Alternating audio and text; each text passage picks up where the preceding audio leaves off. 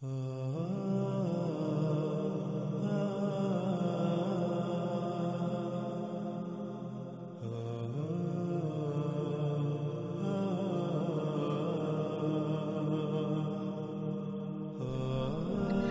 سبحانہ و تعالیٰ نے ہمارے جسم میں جو میزان قائم کیا وہ میزان قائم کیسے رہے گا؟ وہ کون سی ہدایات ہیں جن ہدایات پر عمل کر کے ہم اس میزان کو برقرار رکھ سکتے ہیں؟ اللہ سبحانہ و تعالیٰ نے اس کو بھی بالکل واضح کر دیا۔ ہمارا جسم جو کئی اعضاء کا مجموعہ ہے، جب ہم غور کریں تو ہمارے اوپر یہ بات کھل کر واضح ہو جاتی ہے کہ ہر عضو جو ہے وہ کئی مخلوقات کا مجموعہ ہے، اور اس میں ہر خلق لا تعداد خلیوں سے وجود میں آئی۔ ایک خلیے میں لا تعداد ذرات یعنی ایٹمز ہیں، اور ایک خلیہ اگر ہم اس کی بات کریں تو ایک خلیہ بالکل ایسے ہے جیسے ہماری ایک زمین، یہ ہماری دنیا ہے جس پر ہم رہ رہے ہیں۔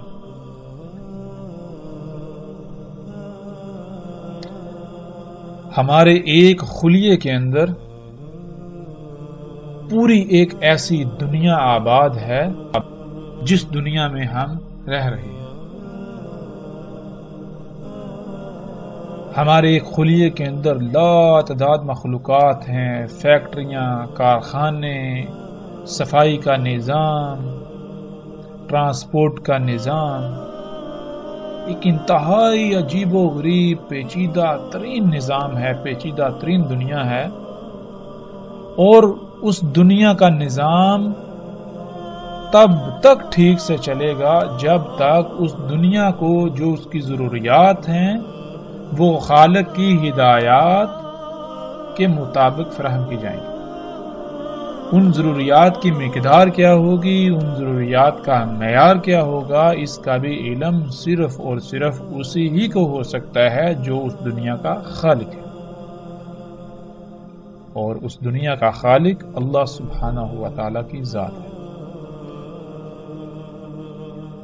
ایک خلیہ ناظرین جس کا حجم کیا ہے، اس کا اندازہ آپ یوں لگا سکتے ہیں کہ اگر 10 لاکھ خلیے ایک مقام پر رکھے جائیں تو وہ صرف اور صرف اتنی جگہ گھیریں گے جتنی کی ایک باریک سے باریک تر سوئی کی نوک ہوتی ہے۔ اس سے آپ اندازہ لگا سکتے ہیں کہ ایک خلیے کا حجم کیا ہے، کتنا چھوٹا ہے جسے انسانی آنکھ نہیں دیکھ سکتی۔ تو ناظرین، جب تک اس خلیے کی دنیا میں جو میزان اللہ سبحانہ و تعالیٰ نے قائم کیا وہ قائم رہے گا، تب تک ان خلیوں سے وجود میں آنے والا عضو ہر لحاظ سے مکمل اور وہ اپنے مقام پر رہتا ہوا اپنی ذمہ داری پوری کر سکے گا۔ جب اس طرح تمام کے تمام اعضاء اپنے اپنے مقام پر رہتے ہوئے اپنی بھی ذمہ داری پوری کریں گے تو پورا جسم ٹھیک رہے گا، لیکن اگر کہیں بھی بگاڑ آ گیا،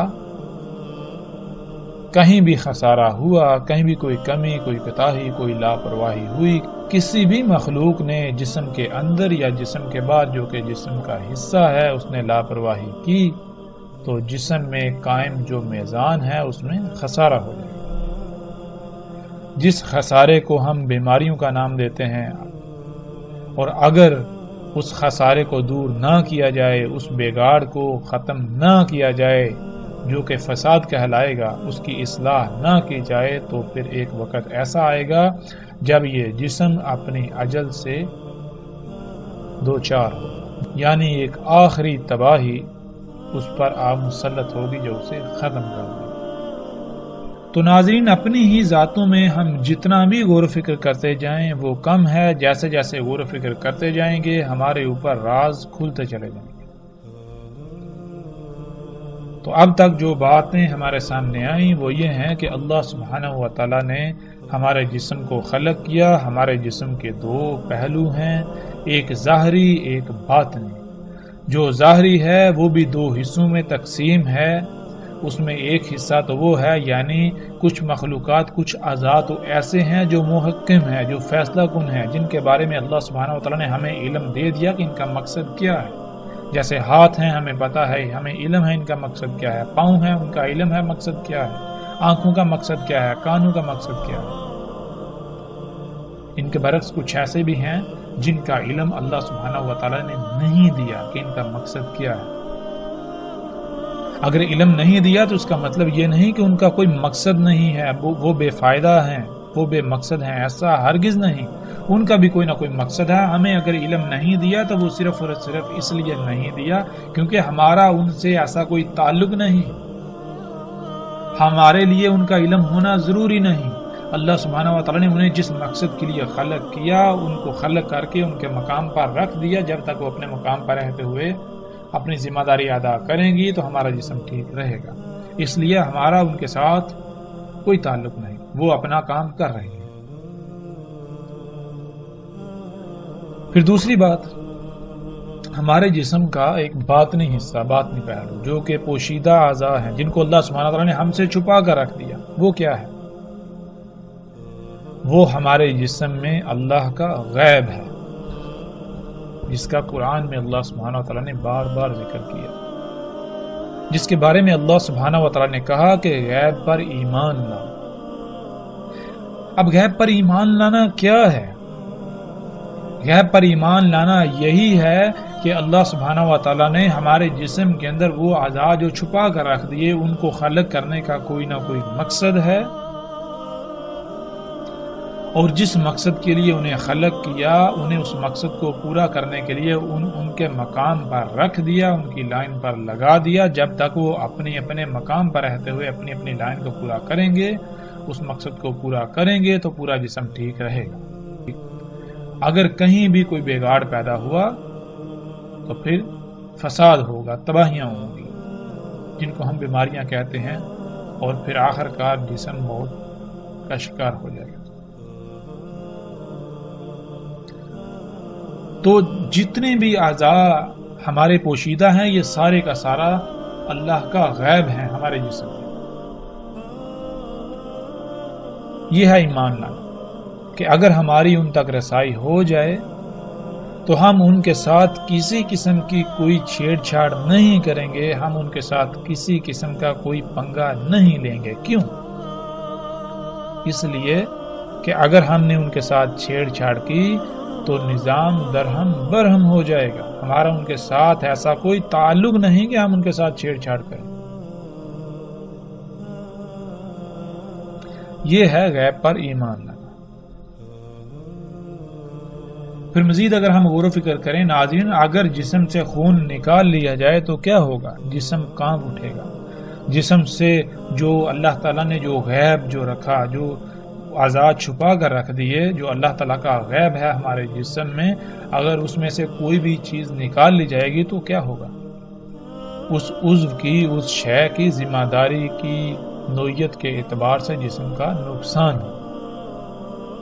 یہ تھا اس سوال کا جواب کہ جو اللہ سبحانہ و تعالیٰ نے کہا کہ نہیں خلق کیا ہم نے آسمانوں کو اور زمینوں کو اور جو کچھ ان کے درمیان ہے مگر حق کے ساتھ.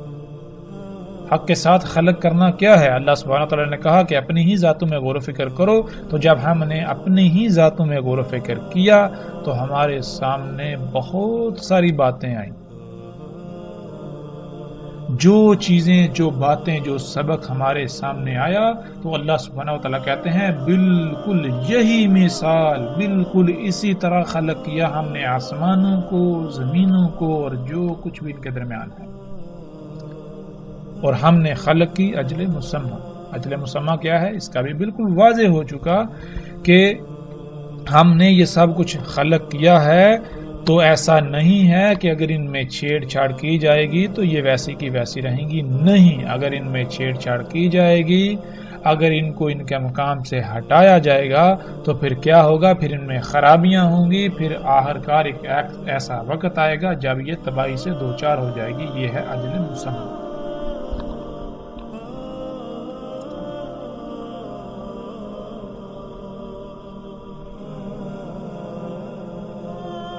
جب ہم نے اپنی ذات میں غور و فکر کر لیا تو اللہ سبحانہ و تعالیٰ پھر بالکل واضح کہتے ہیں، جیسا کہ اس آیت میں ہے، اللہ سبحانہ و تعالیٰ کہتے ہیں اس میں کچھ شک نہیں، تیرا رب یعنی جس نے تجھے خلق کیا اور کسی نہ کسی مقصد کے لیے خلق کیا، پھر تجھے جو تیری تمام کی تمام ضروریات تھیں وہ خلق کر کے مہیا کی، تجھے پروان چڑھایا اور تجھے اس مقام پر لے کے آیا جس مقام پر آ کر تو اس ذمہ داری، اس مقصد کو پورا کر سکے جس مقصد کے لیے تجھے خلق کیا۔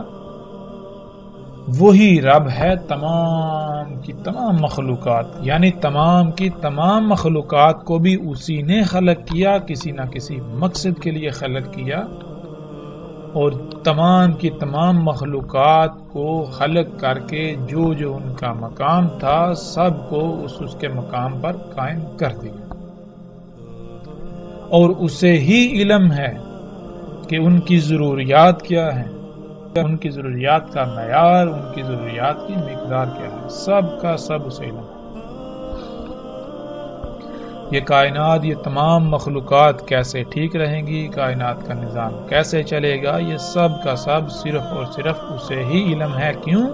کیونکہ وہ خلاق ہے، تمام کی تمام مخلوقات کو اسی نے خلق کیا۔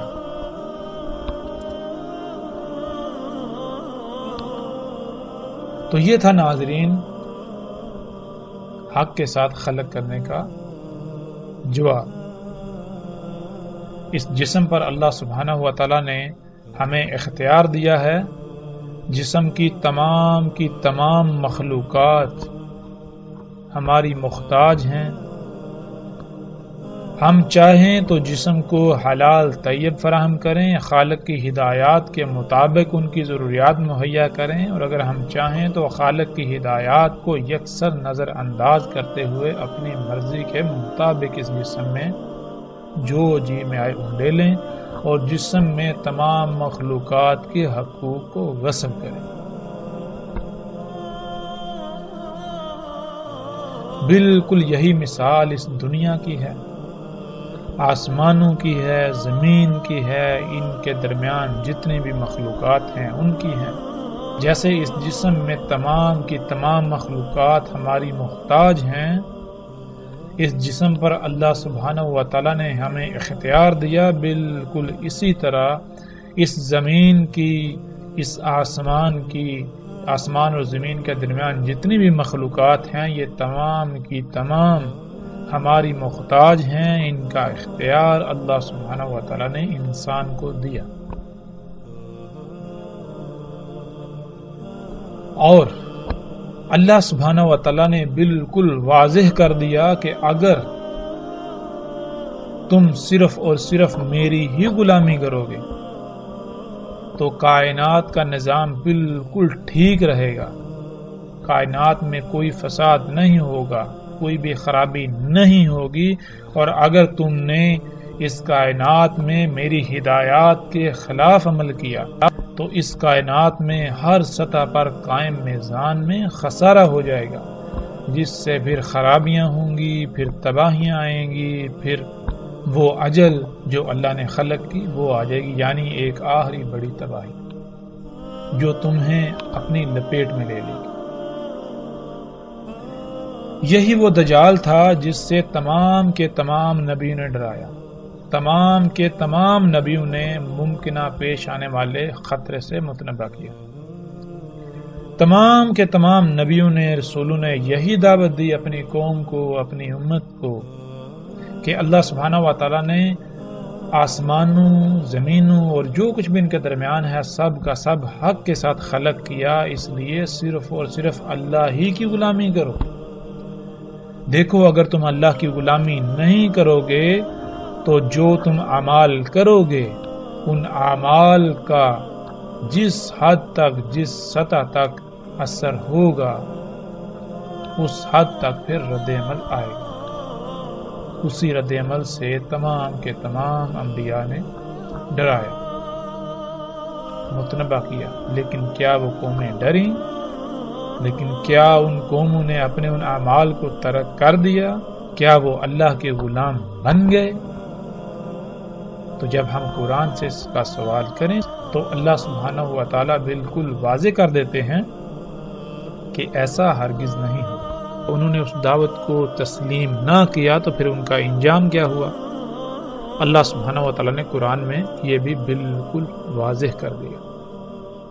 تو ناظرین، یہاں تک جو ہم نے غور و فکر کیا اور جو بات ہمارے سامنے آئی وہ یہ کہ رسول اللہ صلی اللہ علیہ وسلم نے جو دعوت دی، جو پیغام دیا، جس ممکنہ پیش آنے والے خطرے سے متنبہ کیا اور جس سے باقی تمام کے تمام انبیاء نے متنبہ کیا، وہ کیا تھا؟ وہ دعوت کیا تھی؟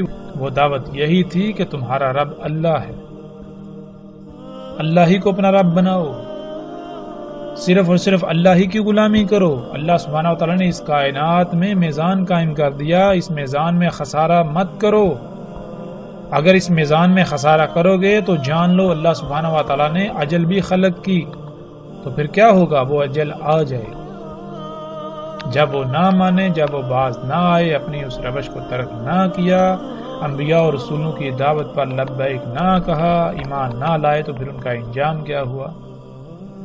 وہ پیچھے ہم پر واضح ہو چکا، اور مزید ہم جیسے جیسے آگے بڑھیں گے تو ہر بات، ہر شے بالکل کھل کر واضح ہو جائے گی۔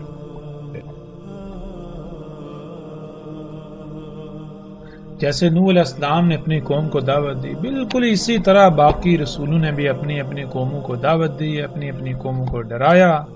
جب وہ نہ ڈرے، جب وہ اپنی روش سے باز نہ آئے، تو پھر ان کا انجام کیا ہوا؟ اس انجام اور جس وجہ سے ان کا انجام ہوا اللہ سبحانہ تعالیٰ ان آیات میں بالکل واضح کر دیتے ہیں۔ وہ کیا اشیاء تھیں، وہ اعظم و فتنہ کیا تھا جس کی زد میں آ کر، جس کا دجل کا شکار ہو کر وہ قومیں ہلاک ہوگی، صفحات سے مٹ گئی۔ اللہ سبحانہ و تعالیٰ کہتے ہیں کیا نہیں دیکھتے کیسے ہلاک کیا ہم نے ان سے قبل زمانوں سے؟ اختیار، حکومت، مضبوطی، قوت دی تھی انہیں زمین میں جو بالکل نہیں دیا گیا اختیار، حکومت، مضبوطی وغیرہ تم کو، اور بھیجا ہم نے ان پر بلندی سے لگاتار میں، اور کر دیا ہم نے نہروں کو جاری ان کے تحتوں سے، پس ہلاک کیا ہم نے ان کے ذنوب کے سبب، یعنی ان کے اپنے ہی اعمال کے سبب، یعنی ان کے اپنے ہی اعمال کے سبب آسمان سے لگاتار می برسا اور نیچے ان کے پاؤں تلے سے نہریں جاری ہو گئی، اور ہم نے اپنے قانون سے ان کے بعد زمانے کو دوسرے کر دیا۔ اس آیت میں اللہ سبحانہ وتعالیٰ بالکل واضح کہتے ہیں، اللہ سبحانہ وتعالیٰ کہتے ہیں کہ قوم نوح سمیت جتنی بھی قومیں پہلے گزری ہیں، جو مکن یعنی زمین پر اختیار انہیں دیا گیا تھا، جو اسباب و وسائل ان کے پاس تھے، وہ آج ہمارے پاس یعنی آج موجودہ انسانوں کے پاس نہیں ہیں۔ حالانکہ آج موجودہ انسان بڑے بڑے دعوے کرتے ہیں کہ آج انسان چاند پر اور مریخ پر پہنچ چکا، جدید ترین ٹیکنالوجی حاصل ہو گئی، اب ہمیں کوئی زوال نہیں۔ بہرحال آج جو کچھ بھی انسان کے پاس ہے، اللہ سبحانہ و تعالیٰ کہہ رہے ہیں کہ قوم نوح یا ان کے علاوہ جتنی بھی قومیں پہلے گزر چکی، ان کے پاس تم سے کئی گنا بڑھ کر تھا۔ اس کے باوجود ان کا انجام کیا ہوا؟ اللہ سبحانہ و تعالیٰ نے وہ بالکل ہمارے سامنے کھول کر رکھ دیا۔ پھر اس آیت میں اللہ سبحانہ و تعالیٰ کہتے ہیں تحقیق یعنی ثابت شدہ، ایسا ہو چکا، یہ طریقہ جو کچھ تم کر چکے ہو یہ تم سے پہلے ہو چکا، پس سیر کرو زمین میں، پس دیکھو کیسا تھا انجام ان کا جنہوں نے تکذیب کی۔ یعنی جن کے اوپر یہ واضح کر دیا کہ اللہ سبحانہ وتعالیٰ نے آسمانوں، زمینوں اور جو کچھ بھی ان کے درمیان ہے سب کچھ حق کے ساتھ خلق کیا، تو اللہ کے علاوہ کسی کی غلامی مت کرو، اللہ کے علاوہ رائی برابر بھی عمل مت کرو اس کائنات میں، ورنہ اللہ نے جو اجل خلق کی وہ آ جائے گی۔ تو انہوں نے کیا کیا؟ انہوں نے اس کی تکذیب کر دی، انہوں نے یہ نہ مانا اور اپنے ان مفسد اعمال کو جاری رکھا، تو پھر ان کا انجام کیا ہوا؟ پھر اسی طرح اللہ سبحانہ تعالیٰ آج موجودہ انسانوں کو کہتے ہیں کیا دیکھنا چاہ رہے ہیں مگر یہ کہ ان کے کرتوتوں، ان کے اعمال کے سبب آئیں ملائکہ یا آ جائے امر ان کے رب کا۔ بالکل اسی طرح کے کرتوت کیے انہوں نے جو ان سے پہلے تھے، اور نہیں ظلم کرتا انہیں اللہ، اور لیکن خود ہی تھے ظلم کرنے والے۔ پھر آگے اللہ سبحانہ وتعالی کہتے ہیں اور کیسے ہلاک کیا ہم نے ان سے پہلوں کو زمانوں سے، ان کے سب سے بہتر تھے، احسن تھے اساس اور ریا۔ اساسن کسے کہتے ہیں؟ اساسن کہتے ہیں وہ تمام کا تمام مال و متاع، اشیاء، ایجادات، جو کچھ بھی انسان نے بنایا، جو کچھ بھی انسان نے آج تک حاصل کیا یا اس وقت تک جو کچھ انسان نے بنایا، جسے اردو میں اثاثے کہتے ہیں، اور ریا کہتے ہیں جو عام انسانی آنکھ سے نہ دیکھا جا سکے، وہ کچھ دیکھنے والے آلات، یعنی ایسے آلات جن کی مدد سے وہ اللہ کے غیب کی اشیاء، اللہ کے غیب کی مخلوقات، کائنات کی وسطوں کو براہ راست دیکھنے کی صلاحیت رکھتے تھے۔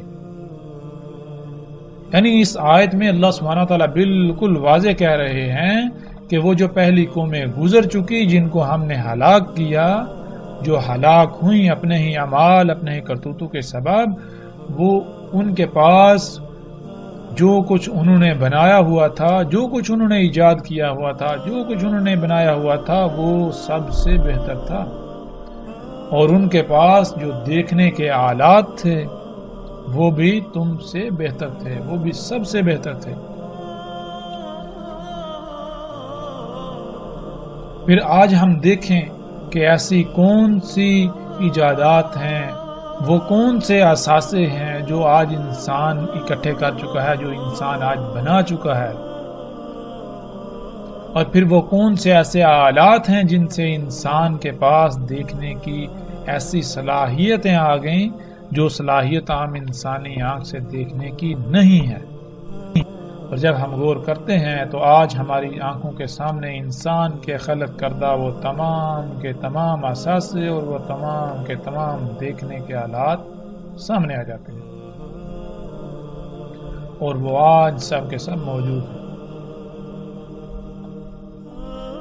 پھر اسی طرح اللہ سبحانہ تعالیٰ کہتے ہیں کیا پس نہیں رہنمائی ان کے لیے، کیسے ہلاک کر دیا ہم نے ان سے پہلوں کو، زمانوں سے چلتے پھرتے ہیں ان کی رہائشوں میں، اس میں کچھ شک نہیں، ان میں آیات ہیں اولی الانہا کے لیے۔ کہ آج ہم گھومتے پھرتے ہیں، زمین میں سیریں کرتے ہیں، اور پہلی تباہ شدہ اقوام کے آثار دیکھتے ہیں، تو جب ہم ان کے آثار، ان کے بنائے ہوئے گھر، تباہ شدہ کھنڈرات جب ہم دیکھتے ہیں تو اللہ سبحانہ وتعالیٰ کہتے ہیں ان میں رہنمائی ہے تمہارے لیے، غور و فکر کرو تو کہ کیسے ان کو ہلاک کر دیا، وہ کیا تھے، ان کے پاس کیا تھا۔